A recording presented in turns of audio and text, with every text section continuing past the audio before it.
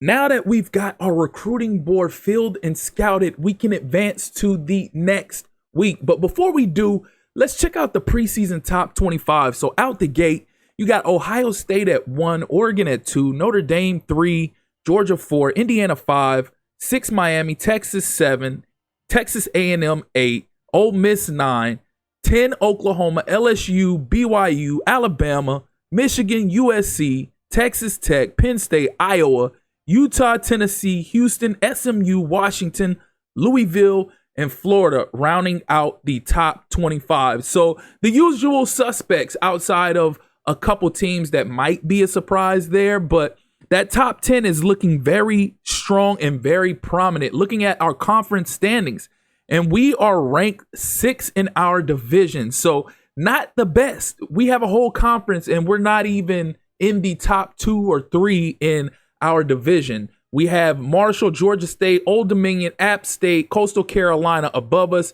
with James Madison behind us.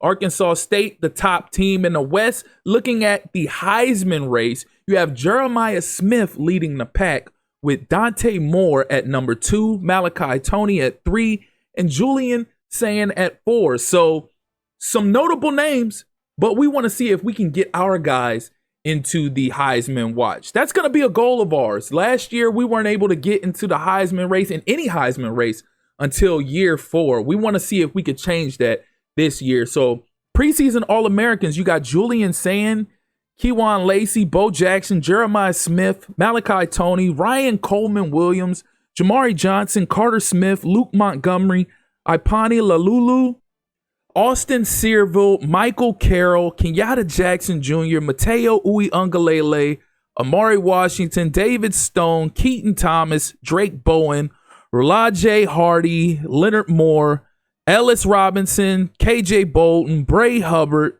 Tate Sandel, and Brady Bradshaw rounds out the preseason All-American first team. Let's check out the All-American second team. We got Dante Moore, Mark Fletcher Jr., Nate Frazier, Brandon Ennis, Cooper Barcate, Mario Craver, Tredez Green, Ernest Green III, Drew Evans, Cade Piper, Brandon Baker, Andrew Sprague, Tatum Tuioti, Yanze Pierre, John Walker, James Smith, Caleb Bacon, Kingston Villiamu Asa, Chris Cole, Zabian Brown, Devin Sanchez, Keon Sapp, Coy Parrish, Lucas Carniero, and Grayson Miller. And that's just about going to do it for the preseason second team or preseason All-American second team. And of course, none of our players are in this list, but we're going to strive for future preseason All-American lists to have,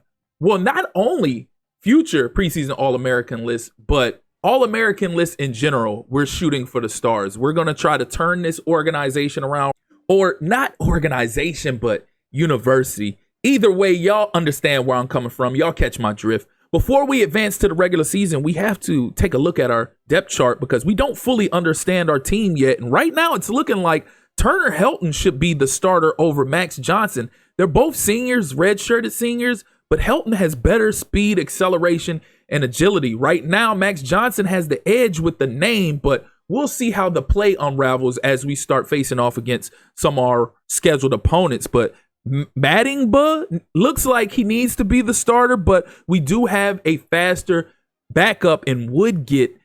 I don't even know if that's how you really pronounce his name. I think we're going to nickname him Woody. We're going to nickname him Woody. Woody looks like he is set to be the starting running back of the future, but only time will tell. Receivers, we got a couple decent speed receivers, 89, 87, 88. That's doable. That's better than what we had when we started out with Kent State, but the key positions that we were focusing on was quarterback, running back, and wide receiver. We look solid there. Like I said, we're going to get into our first game action, and we'll see how that unfolds. But for now, are you sure you wish to advance? Yeah, I'm sure I wish to advance.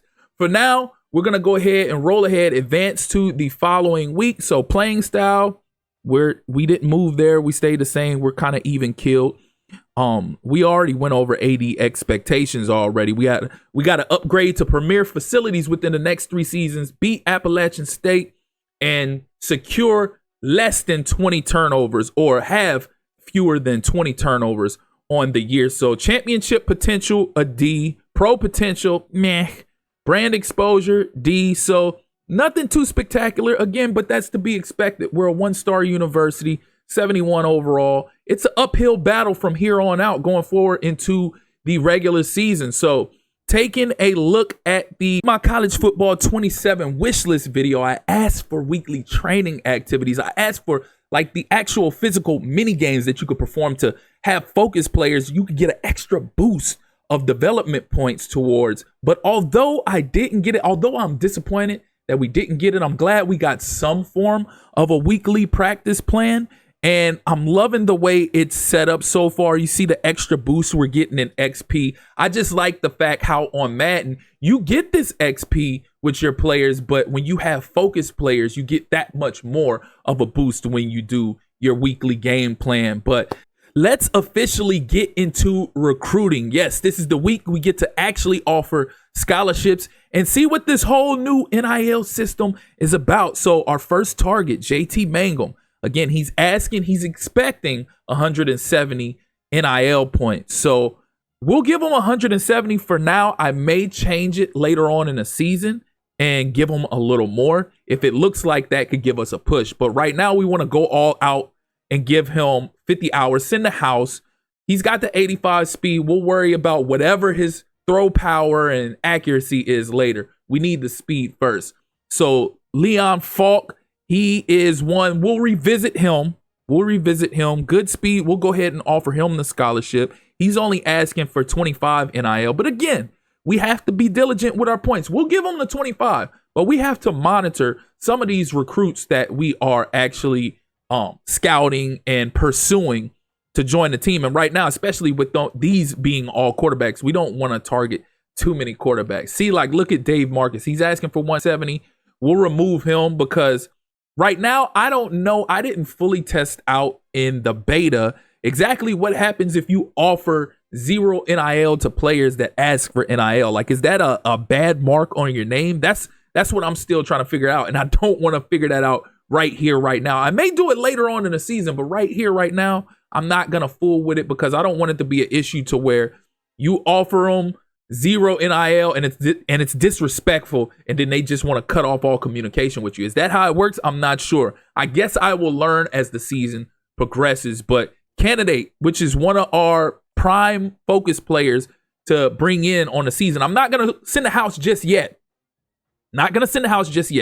But we are going to ease our way in there with him. Also with Alfonso Cumberland, he's asking for 30 NIL. We'll go ahead and offer it to him. And I know what y'all thinking. These are 2 receivers that you're planning on changing to tight end. Why would you offer your tight ends all this NIL? You should be focusing that money elsewhere, like receivers. I'll go ahead and offer James Marcus some NIL. See, and that's what I'm talking about. If I go below and it says they're disinterested or very disinterested, I don't want to, basically that's like spitting in a player face. I don't know the reaction we'll actually get from the player if we do that. So Ogbu, I think this is where we ended, where we couldn't scout anymore because we used up all our hours. So we can remove him from the board. That is definitely not gonna work. Dion Damania, we have yet to scout him.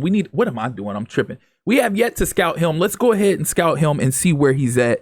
So his acceleration is 85. Okay, so he has 90 speed. That's doable. We could work with that. We can definitely work with a player who has 90 speed, and he's not asking for NIL. So 5 gets us very interested. So that's going to be a key or that's going to be somebody that is going to be one of our favorites. So when we're done going through this whole list, we'll go back and mark all the guys that I'm planning on being oh my God, 77 speed. What type I wouldn't even move him to my tight end. I just got done complaining about how I don't like actually going after tight ends because their speed is like 74, 76, or ends up being anywhere between 67 and 76.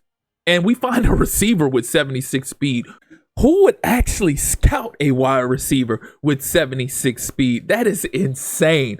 But we're going to go. That's going to wrap it up for recruiting aspect. We got 5 hours left, but we're going to save those hours for the next week and let that add on to whatever we accrue going into week 1 of the regular season. So looking at the program overview again, and it seems nothing has changed. Everything for the most part is still the same outside of the NIL that we have offered to a few of the prospects that we are currently courting, should I say. So top stories, we have a conference clash between NC State and Virginia. Also, we have another conference clash between Sacramento State and Eastern Michigan. So it looks like a lot of smaller schools, a lot of smaller universities are playing in week 0 this week. So conference clash between Missouri State and Liberty. And oh, wait a minute.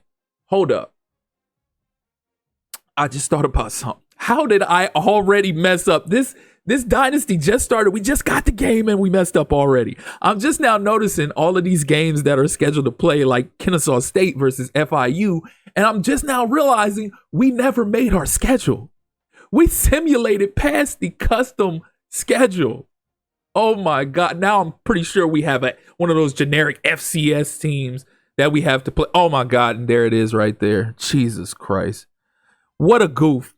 What a goof. How did I get so distracted that I completely forgot to put together my schedule? And then right after the FCS team, we have Clemson. My God. Oh my goodness. Oh, epic fail. Epic fail already to start the Dynasty. Epic fail. Oh my God. I never play FCS teams. I play real teams. I don't like playing these fake made up teams. And then this year I was going to take it easy. I wasn't going to play against teams like Clemson. Are you kidding me right now? Like Houston's doable, even though they're ranked and Clemson isn't. Houston is doable. I feel a lot better with my chances against Houston than I do against Clemson. Oh my God. How did we screw up so bad? Jesus Christ. Well, ain't no turning back from that. Ain't no turning back from that. So we're going to go ahead and advance to the following week, which is going to be the week that we have to face off against this fake FCS team. Jesus Christ. Way to drop the ball, Rio. Way to drop the ball. So, of course, we already know what the AD expectations is. We done seen all of this. Of course, none of this is going to change. Nothing will change until we actually get into our first little bit of game action. And our first opponent, we better wipe the floor with them. I mean, I know it's a new year, it's a new game, and some things change gameplay-wise. But a FCS team, we should come in there and wipe the floor with them, dog walk them, if you will. And we're playing at home, so Jesus, this is going to be tough. And I'm not saying it's going to be tough because we're playing this FCS Southeast team, this made-up team. We feel like we want to pound them. But the fact that we didn't get a chance to put together our custom schedule for our first year of the Dynasty, this is despicable. I'm so disappointed in myself right now. This is insane. This is crazy. This is crazy work. Well, like I said just a minute ago, ain't no going back. We can only go forward. So let's go ahead and set the position group practices. All will be limited practice because I don't take the chance of doing full practice and then players getting hurt. I learned my lesson from playing Madden. I do limited practice only. If I have to give them time off, I'll give them time off or give them a practice off. No practice for them. We'll give them no practice. And so far, it's looking pretty good. Everybody, for the most part, seems to get close to around 300, if not a little more, if not a little less. So I'm liking what I'm seeing. River Helms seems to be somebody who we can lean on. We'll find out once we get into game action on the field. He's going to be our safety blanket. I can see it already. He's going to be like a Jason Witten type for me. So as we've advanced to another week, it appears that the Heisman race has stayed the same. I don't think anybody moved. Jeremiah Smith, Dante Moore, Malachi Tony, and Julian Sands. So game of the week will be number 24 Louisville at number 9 Ole Miss. So a showdown between top 25 teams, and it seems like it's going to be a pretty clear day as they have no chance of rain, 96-degree weather, and it is a night game. So that's gonna do it for this week's episode. My God, I really just can't get over the fact that I made that dumb noob mistake of advancing without putting together my custom schedule. I never do that. I always do my schedule first. I don't know. I guess maybe it's because the layout is different now and I got a little confused and I didn't prioritize. I don't know, but I'm not blaming it on none of that. It's my fault.